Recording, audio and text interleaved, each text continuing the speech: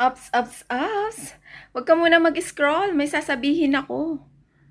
Join ka na sa aking live. Tulong-tulong tayo sa pagpaparami ng mga kaibigan.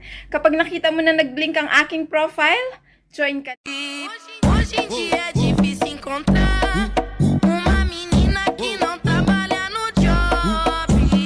Todas viciadas em cintar, pedindo pix pros cara que é bigode.